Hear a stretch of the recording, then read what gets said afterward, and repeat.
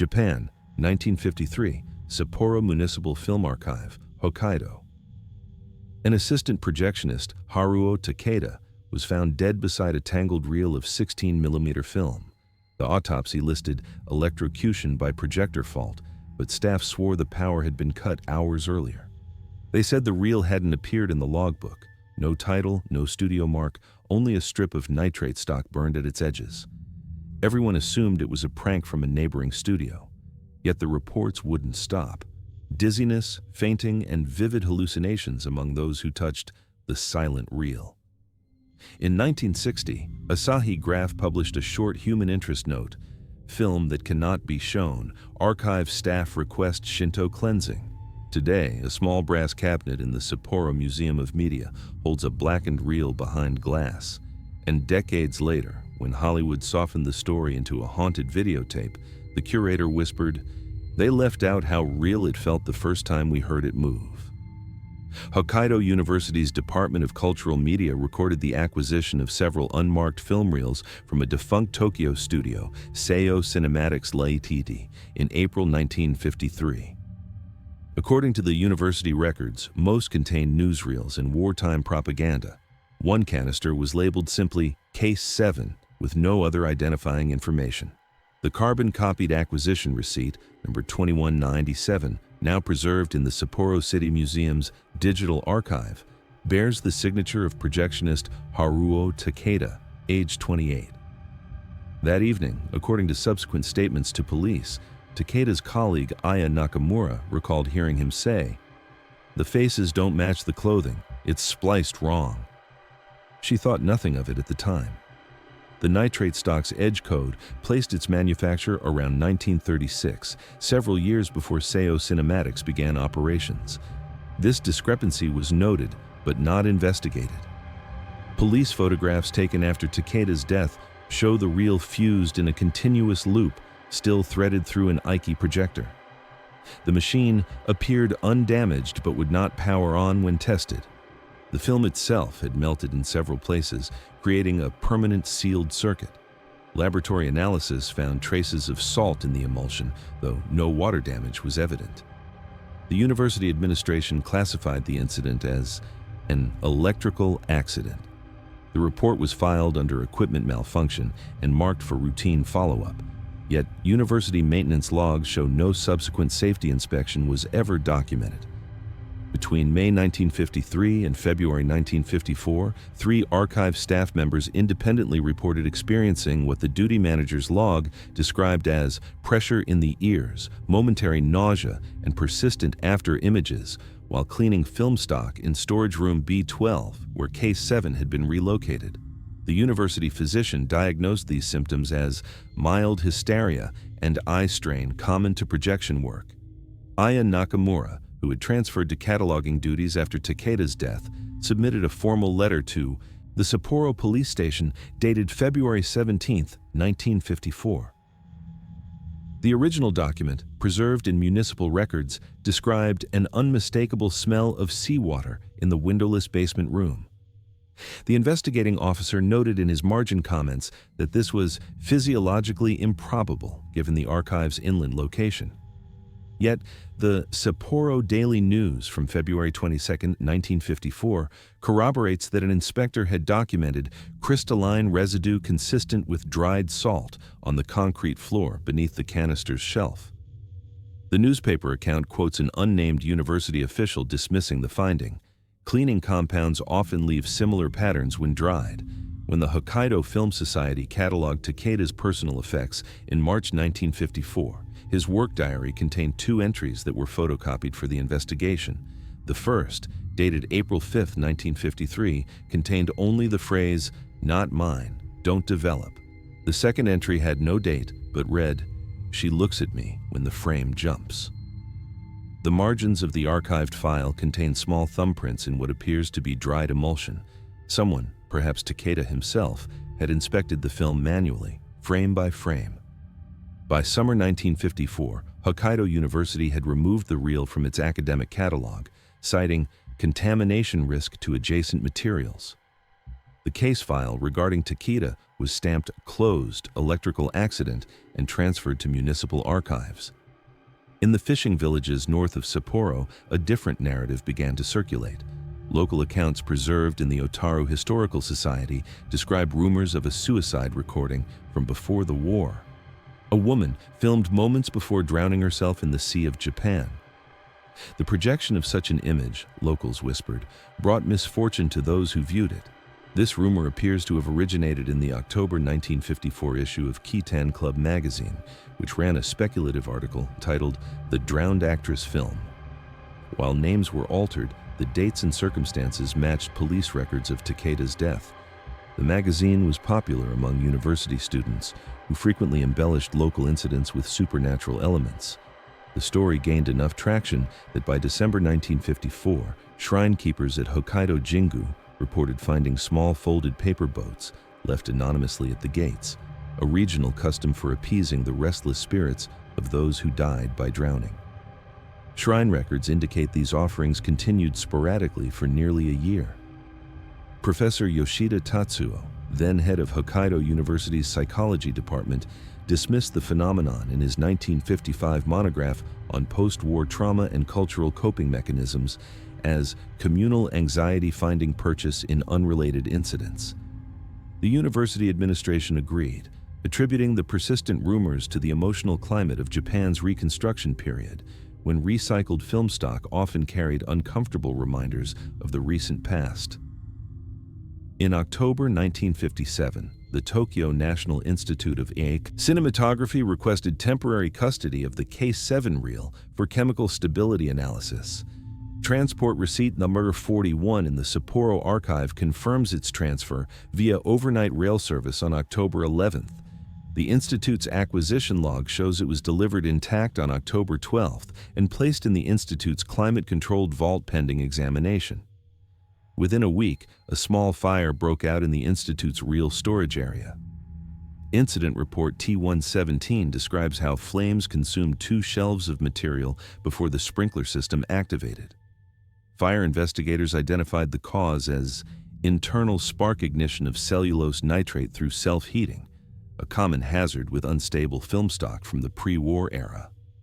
What puzzled Institute staff, according to internal memos, was that all surrounding reels showed heat damage except the unmarked canister from Hokkaido. It remained intact, though the canister was described as unusually cold to touch when recovered. Koji Amano, an intern at the Institute in 1957 who later granted a rare interview to Film Preservation Quarterly in 1982, claimed, "Every time we attempted to repair damaged sections, the film appeared longer than our initial measurements indicated. We attributed this to improper tension during rewinding." After leaving the Institute, Amano abandoned his film career to enter a Buddhist monastery outside Kyoto. Technical notes from the analysis, stamped inconclusive, indicated that the film's chemical composition matched standard Fuji nitrate stock from 1936-37, but with anomalous silver halide distribution suggesting possible double exposure or development irregularity. The Institute never projected the film in its entirety, citing equipment concerns. Nevertheless, requests to study the reel continued to arrive from academics and collectors, drawn by its growing reputation. The May 18, 1960 issue of Asahi Graph magazine featured a small item on page 34 titled "Film That Cannot Be Shown." The article described the reluctance of Hokkaido University staff to handle the reel and mentioned a recent request for Shinto purification rites. Beneath the short text appeared a single-line note attributed to an anonymous source. "Forgive those who copied what should not be copied." This cryptic statement gained unexpected significance in 1994 when Tokyo University's linguistics department conducted a private handwriting analysis. The comparison revealed similarities between the note's calligraphy and known samples from Masaru Endo, a former editing assistant at Seiyo Cinematics. According to company employment records, Endo had been declared missing in 1946 after a location shoot off the Niigata coastline. Police archive document Yakur T8882, dated November 1946, references the recovery of unidentified human remains near Niigata that same month. The file contains a notation that personal effects included film industry tools, but the body was never formally identified. Seiyo Cinematics closed its operations the following year, citing financial difficulties. The brief Asahi Graph statement became something of a whispered mantra in film preservation circles during the 1960s, an apology without context, yet delivered with obvious remorse. The same phrase later appeared scrawled in pencil on the Institute's back stairwell in 1963, though no staff member claimed responsibility. The reel itself was returned to Hokkaido in December 1960 with recommendations for permanent containment in non-reactive housing. University administration transferred it to the newly established Sapporo Municipal Archive with a formal request that it never be screened or loaned again. Between 1961 and 1969, at least 3 documented attempts were made to neutralize or destroy the Case 7 reel. Museum records differ in specific details, but testimonies from involved technicians converge on one unusual point. The film exhibited unexpected resilience to standard disposal methods. Film restorer Hideo Kobayashi, interviewed on NHK's Cultural Hour program in 1971, described his experience. When subjected to controlled burning tests, the sample produced no smoke, only a strange rippling effect visible through the lens of sunlight. It was as if the air above the film was disturbed. Kobayashi admitted keeping one frame as a personal reference specimen, a white corridor with what appeared to be a dark reflection at its far end. He described the image as technically unremarkable but compositionally unsettling. 2 years after the television interview, Kobayashi lost sight in his left eye when a chemical container exploded in his workshop. While officially unrelated to his preservation work, colleagues noted he had been examining what he called the reel's copy the day before the accident. The most complete visual record of the film comes not from projection, but from still photographs taken by the Tokyo insurance adjuster who documented the 1957 Institute fire. 6 photographs preserved in the claim file show frames removed from the canister for inspection. The images capture human silhouettes in severe motion blur, their heads uniformly tilted at an angle described in the report as consistent with underwater movement. In 1967, the Sapporo Municipal Archive transferred the reel to a custom-made brass containment box lined with lead. The curator's note accompanying this decision cites preservation protocol, but adds a personal observation. The film feels heavier than its material composition would suggest. Between 1965 and 1975, Japan's Central Board of Film Censors recorded 6 separate incidents categorized as equipment failure during screening sessions at smaller studios throughout the Tokyo region. Internal reports note that 3 of these incidents involved reels described as without optical track, silent but exhibiting irregular light patterns. Comparative analysis conducted by the National Film Center in 1977 identified similarities in sprocket wear, patterns identical to those documented in Case 7. Technical staff could not explain how identical mechanical damage could appear on physically separate film stocks. A quiet rumor within the Japanese Editors Guild dubbed these circulating copies Shizukana Eiga, the quiet films, a reference to their lack of soundtrack and the reported silence that fell over screening rooms during their projection. Guild communications from this period warn members about accepting unmarked reels from unknown sources. Cinematographer Takashi Nomura, in his 1988 memoir Behind the Camera, describes attending a closed screening at Toho Studios in 1972, where a fragment of unusual footage was shown to technical staff. The room temperature dropped noticeably. What struck me was not what appeared on screen, but how everyone watched. No one blinked, no one shifted position. The image showed only water, endlessly rippling, but everyone stared as if expecting something to emerge. The pattern established itself. A faceless female figure, seen in double exposure, hair covering one eye, often positioned at the edge of frame as if observing rather than performing.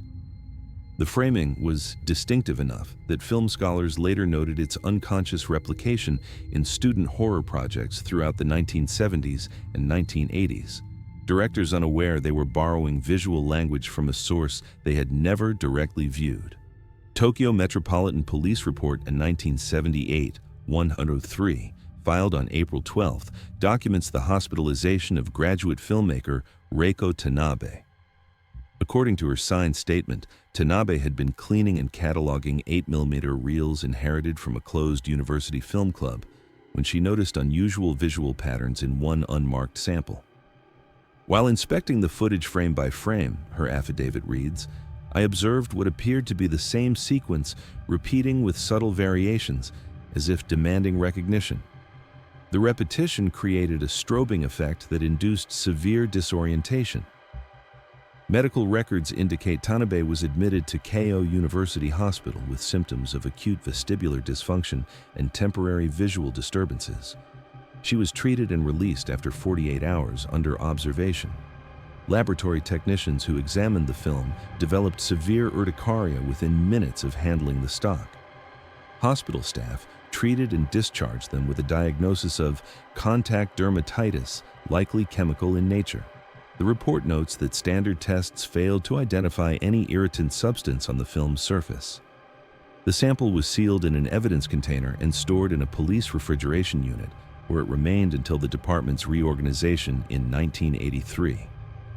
Internal inventory records from December 1983 listed among items misplaced during facility transition, effectively lost in the bureaucratic shuffle. Professor Hideki Watanabe of Tokyo University's Department of Visual Media Studies later wrote in the Journal of Film Preservation, 1990, the Tanabe incident marks the last officially documented case before Japan's cultural fascination with cursed media transformed empirical reports into entertainment. What had been isolated incidents in technical journals became the foundation for a distinctly Japanese horror aesthetic. As Japan entered the 1980s, paranormal journalism gained mainstream popularity. Author Fukashi Aizawa emerged as a leading investigator of unusual phenomena, blending academic rigor with accessibility.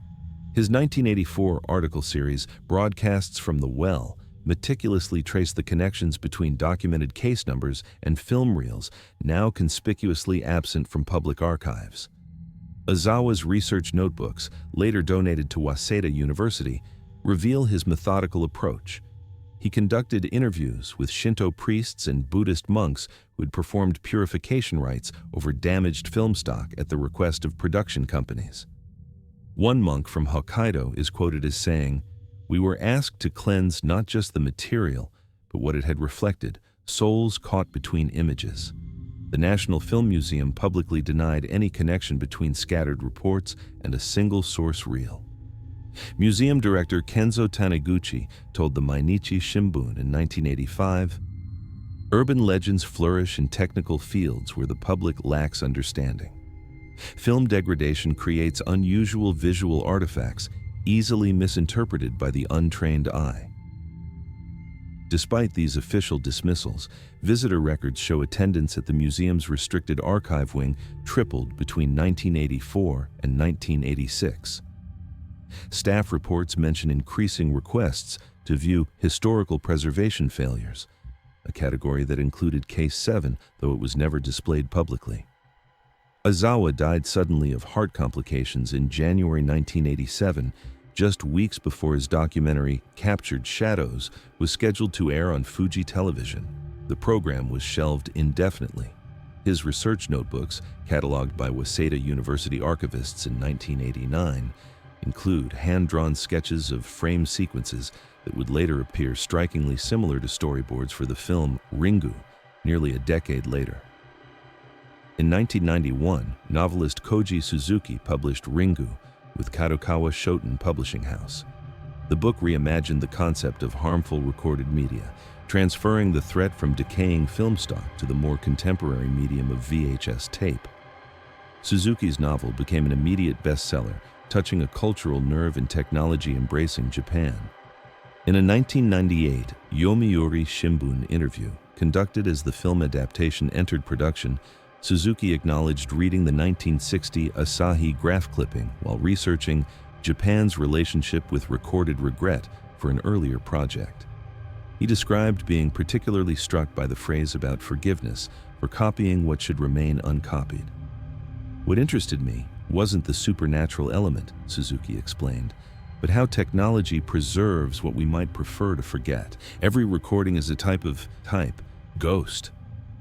His novel added scientific explanations of virus, psychic imprints that separated literary fiction from folklore.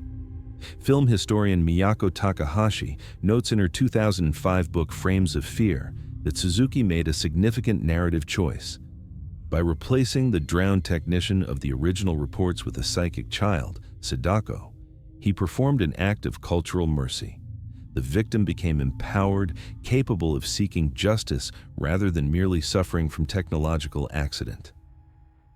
The novel's success demonstrated how effectively the core concept had embedded itself in Japanese consciousness, a recording that should not exist, that punishes those who view it, that reproduces itself through the very act of being witnessed.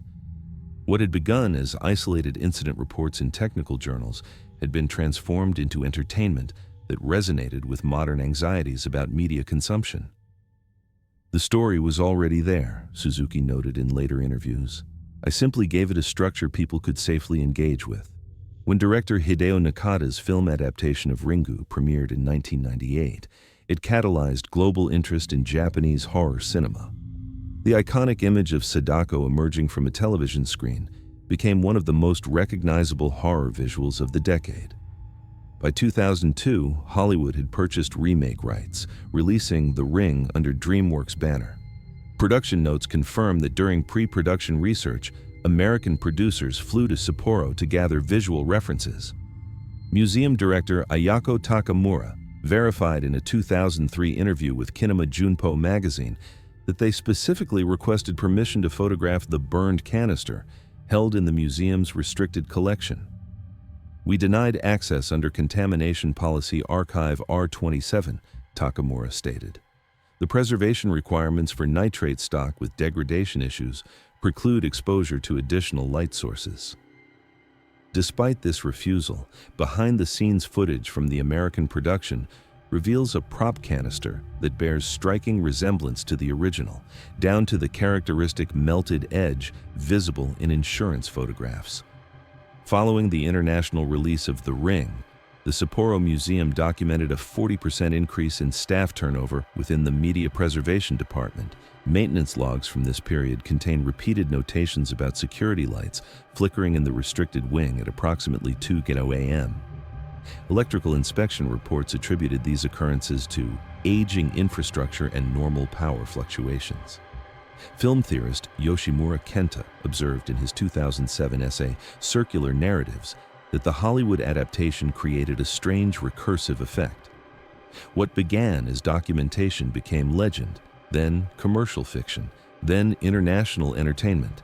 Yet all versions point back to a physical object that remains sealed away, its actual content still unknown to mass audiences. The film about the video about the real completes a perfect circuit of reference and reproduction. Since 2003, the Sapporo Museum of Media has maintained an informal incident book in compliance with visitor safety policy, Benro P88. This logbook, kept at the security desk rather than in official records, collects unusual occurrences reported by staff and visitors near the preservation vault, where Case 7 remains stored. Among the entries recorded over the past 2 decades, Dream of Water Climbing Stairs. Visitor, Member 21937, June 2007. Phone rang with static while inside secure room. No signal penetration should be possible. Technical report, March 2014. Apology written in condensation on the display glass. Show me. Confirmed by 2 staff members, disappeared when approached. Cleaner's log, January 2019. Museum administration has never acknowledged these reports publicly. Internal communications emphasize that no physical anomalies have been confirmed through security camera footage or environmental monitoring systems. The official position remains that visitor suggestions and staff awareness of the object's history create a heightened state of expectation. Yet, in September 2021, curator Ayako Takamura added a sealed envelope to the museum's restricted archive. Inside was an unsigned letter delivered to the museum's public mailbox that contained only 7 words. Forgive those who copied what should not be copied. The phrasing exactly matched the note published in Asahi Graph 61 years earlier. Forensic analysis of the paper dated it to modern manufacture, ruling out the possibility of an historical document being returned. The letter was filed without comment. Professor Emiko Tanaka of Kyoto University's Department of Folklore Studies noted in her 2022 research paper, Persistent Narratives.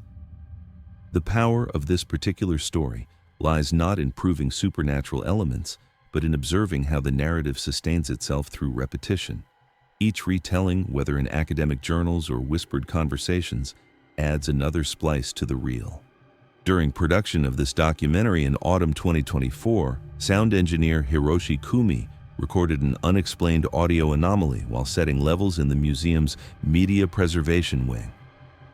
The digital recording captured 7 distinct clicks at regular intervals, a pattern identical to projection changeover cues used in pre-digital cinema. Technical director Masashi Ito personally inspected the room's wiring and mechanical systems, but found no active mechanism that could produce such sounds. The building's environmental control system had been offline for scheduled maintenance during the recording session. Out of professional caution, production staff sealed the audio file labeled Tape 4B without further analysis or playback. The decision was unanimous among crew members, though several acknowledged the influence of the reel's reputation on their thought process.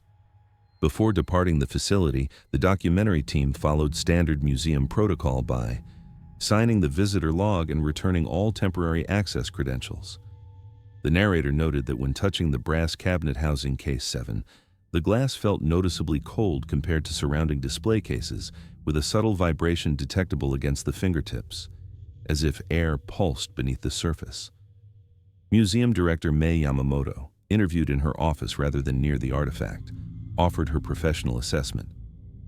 What fascinates me is not whether the object itself holds unusual properties, but how our relationship with it has evolved. We've built layers of meaning around a simple canister of chemicals and celluloid. Perhaps that accumulation of attention is itself a form of energy we don't fully understand. Record ends here, frame unthreaded. The reel remains unreproduced and still somewhere, playing only for itself.